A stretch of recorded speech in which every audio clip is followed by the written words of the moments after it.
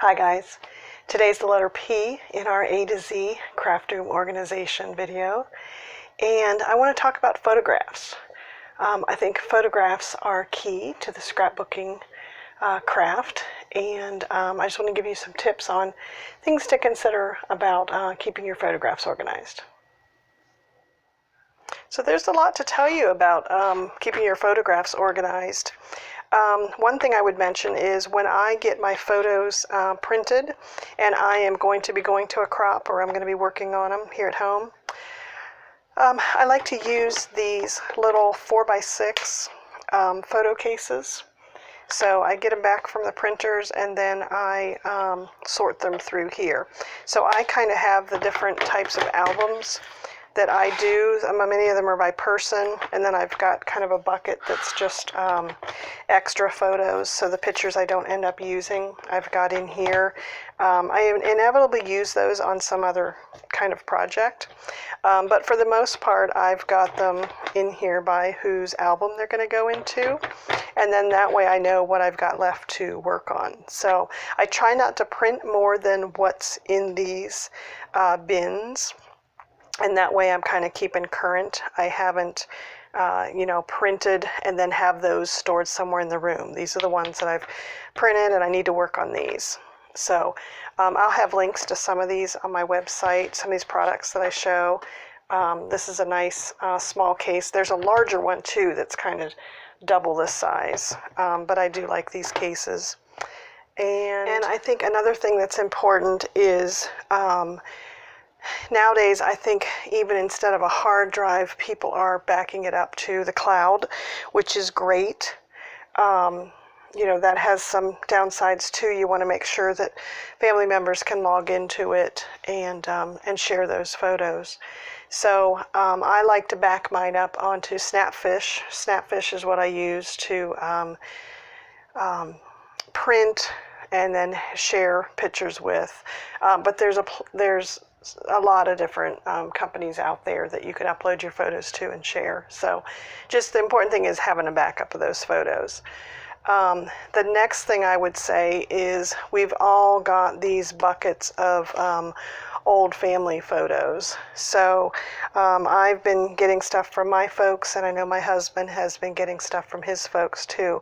So what we've done, and I'll do a link to the scanner that we bought, we're trying to digitize a lot of this older hard copy stuff. So just want to have it in electronic form and then of course backed up. So just so that we have it. It's fun to put it into the scrapbooks and have those pictures to flip through. But some of these older ones, we want to make sure that we do have them in electronic format. So that's my suggestion for the old memorabilia. And then I think a good tip to have too is I've seen a lot of people take a trip or something and then they print their photos and they'll print all of the photos. So I think what I want to do is go over to the computer and give you some tips on how to sort through those photos so that you don't print them all. In other words, don't go to the expense of printing them all and then throwing many of them away that you don't use in your scrapbooks. Let me show you a good way on the computer to kind of sort through them before you print them. So let's go to the computer. Okay, so let me open up my file share, File Explorer here. And what I like to do is I've got a directory on my computer called Pictures, and then under that I like to create folders and put the date. So I right mouse click on here and create a new folder, and I'll call it the date of whatever the event is. Like today I would put November 3rd sample folder. And then I would either copy it from the memory card or copy it from the my phone, for example, plug in my phone and copy that over. So you can see here I've got different, here's when we went to the park with my grandchildren.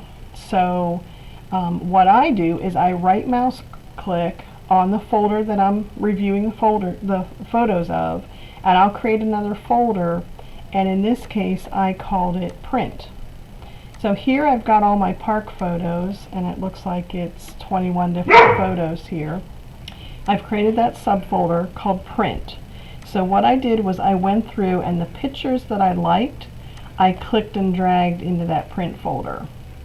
So if there was something that I thought was a really good picture, I would click and drag into the print folder.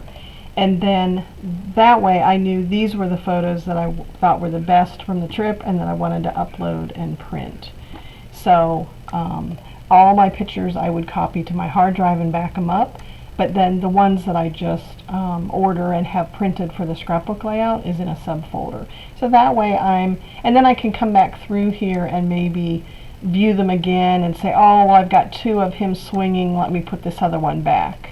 So I kind of moved this folder, the ones that I want at first, and then I come back in here and say, okay, if I'm going to do a 2-page layout, how do these pictures look, and will they all fit, and am I telling the complete story by what's in these pictures?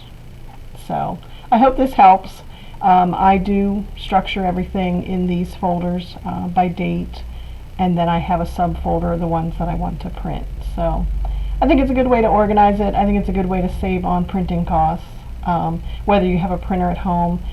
You could also then mark that you've, maybe you do something in the file name here that says that you've scrapbooked them or something, so that you know which ones you have printed and have already worked on in your layouts.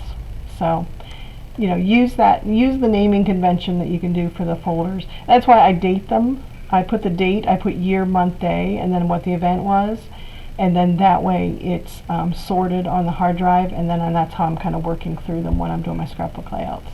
So I hope these tips help on organizing your photographs for your scrapbooking craft. So thanks, guys.